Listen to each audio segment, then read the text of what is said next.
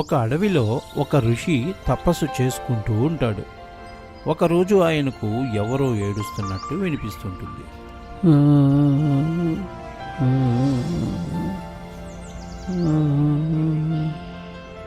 ఆయన అటు ఇటు చూస్తాడు. పక్కన చెట్టు మీద ఉన్న ఒక కాకి ఏడుస్తూ కనిపిస్తుంది. అది చూసిన ఆ ఋషి, ఏమైంది కాకి, ఎందుకు ఏడుస్తున్నావు? ఏం కష్టం వచ్చిందో నాకు చెప్తే నీ కష్టం తీర్చగలనేమో చూస్తాను. ఏమి చెప్పమంటారు స్వామి? ఒక కష్టం అయితే చెప్పుకోవచ్చు, కానీ నా జీవితమే కష్టాలమయం అయిపోయింది. ఏమని చెప్పుకోమంటారు స్వామి? కష్టాలు ప్రాణులకు కాక ఎవరికి వస్తాయి? సంకోచించకుండా నీ కష్టాన్ని నాకు చెప్పు. ఏదైనా పరిష్కారం ఉంటే చూపించగలను. ఏముంది స్వామి, నేను నల్లగా ఉంటాను. ఎవరినైనా పోల్చాలన్నా తిట్టాలన్నా నాతోనే పోల్చి కాకిలాగా ఉన్నావు అంటారు. నాకు చాలా అవమానంగా ఉంటుంది. నన్ను ఎవరూ పెంచుకోరు, పైగా అందరూ అసహించుకుంటారు. నాకు పిండాలు పెడతారు. నన్ను అసలు ఎవరూ ఒక పక్షిలాగా కూడా భావించరు. ఇన్ని అవమానాలు భరించడం కంటే చచ్చిపోవాలనిపిస్తుంది స్వామి. అలా అనకు. ఎవరికి ఉండే కష్టాలు వారికి ఉంటాయి. నీ దృష్టిలో ఎవరు అందంగా ఆనందంగా ఉన్నారో చెప్పు. ఆ హంసలు చూడండి స్వామి, ఎంత ఉల్లాసంగా ఎంత ఉత్సాహంగా ఆ కొలంలో తిరుగుతూ ఉంటాయి. తెల్లని రంగుతో మెరిసిపోతుంటాయి. ఎవరినైనా పోల్చాలంటే ఆ హంసల్లాగా మెరిసిపోతున్నావు అంటారు. వాటికి ఎలాంటి అవమానాలు కష్టాలు ఉండవు. నన్ను కూడా వాటిలాగే మార్చేయండి స్వామి. నువ్వు చెప్పింది నిజమే, కానీ వాటికి ఉండే కష్టాలు వాటికి ఉంటాయి. కావాలంటే నువ్వు వాటి దగ్గరికి వెళ్ళి అవి సంతోషంగా ఉన్నాయో లేవో కనుక్కునిరా. అవి సంతోషంగా ఉన్నాము అని చెప్పాయంటే నేను నిన్ను కూడా హంసలాగా మార్చేస్తాను. వెళ్ళు. కాకి అక్కడి నుంచి హంసల దగ్గరికి ఎగురుకుంటూ వెళ్తుంది.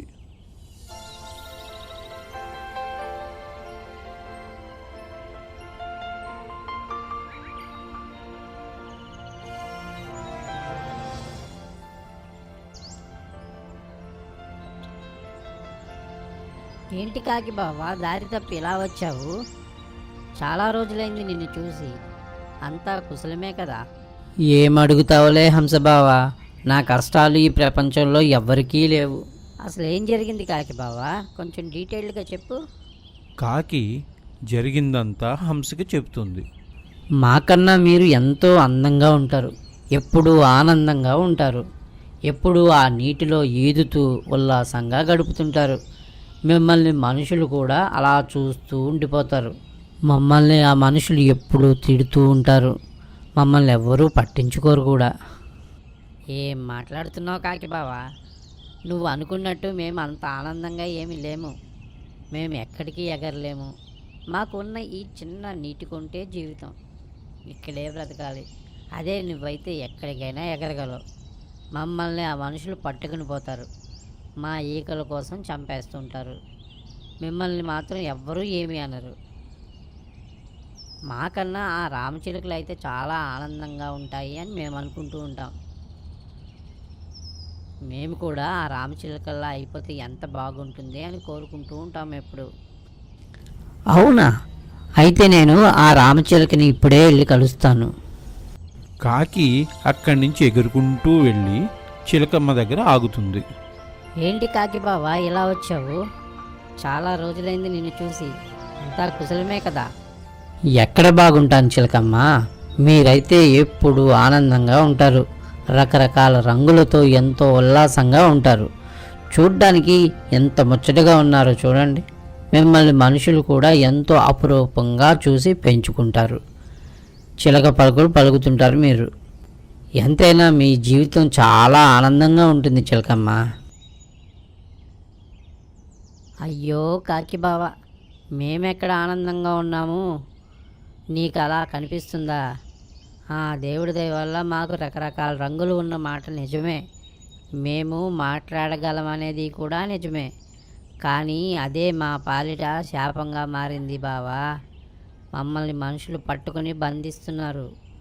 మమ్మల్ని పంజరాల్లో పెట్టి ఆనందపడుతూ ఉంటారు. చిన్న చిన్న పెట్టెల్లో పెట్టి మాతో జ్యోతిష్యం కార్డులు తీయమంటారు. చూడు బాబా విచిత్రం, మాకు జ్యోతిష్యం చెప్పడం వస్తుందా? మేము ఎగిరిపోకుండా మా రెక్కలు విరిచేస్తారు. ఇలా ఉంటాయి మా కష్టాలు. మాకన్నా ఆ నెమలైతే ఎంతో ఆనందంగా ఉంటుంది. తనైతే మన జాతీయ పక్షి కూడా. తనని కలువు ఒకసారి. కాకి నెమలి దగ్గరికి ఎగిరిపోయింది.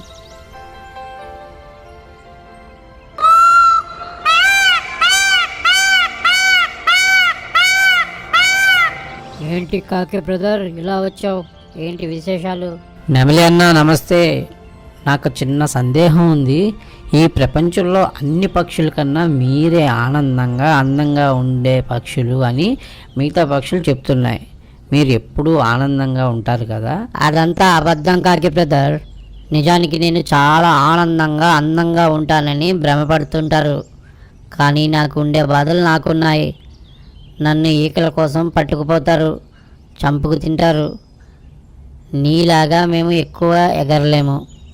మా దృష్టిలో మా అందరికన్నా ఎక్కువగా ఆనందంగా ఉండే పక్షివి నువ్వే కాకి. ఎందుకంటే నువ్వు నల్లగా ఉన్నా కూడా ఎప్పుడూ ఒకేలా ఉంటావు. నీ వల్ల సమాజానికి కూడా ఎంతో మేలు జరుగుతుంది. నువ్వు ఎక్కడికైనా స్వేచ్ఛగా ఎగరగలవు. నువ్వే మా అందరికన్నా గొప్ప పక్షివి. కాకి ఆనందంగా ఎగురుకుంటూ ఋషి దగ్గరికి వచ్చి, మిగతా పక్షులు కూడా ఆనందంగా లేవు, వాటితో పోల్చుకుంటే నేనే చాలా ఆనందంగా ఉన్నాననిపిస్తుంది మహర్షి. నన్ను ఇలాగే ఉండనియండి స్వామి అని వేడుకుంటుంది. చూసావా కాకి, ఆ భగవంతుడు ఇచ్చిన జీవితాన్ని మనం ఎప్పుడూ ఆనందంగా స్వీకరించాలి. ఉన్న దాంట్లో ఆనందంగా బ్రతకడానికి ప్రయత్నించాలి, కానీ బాధపడకూడదు. నువ్వు నీ జీవితాన్ని ఇక నుంచి ప్రశాంతంగా జీవించు అంటాడు ఆ ఋషి. కాకి ఎగిరిపోతుంది.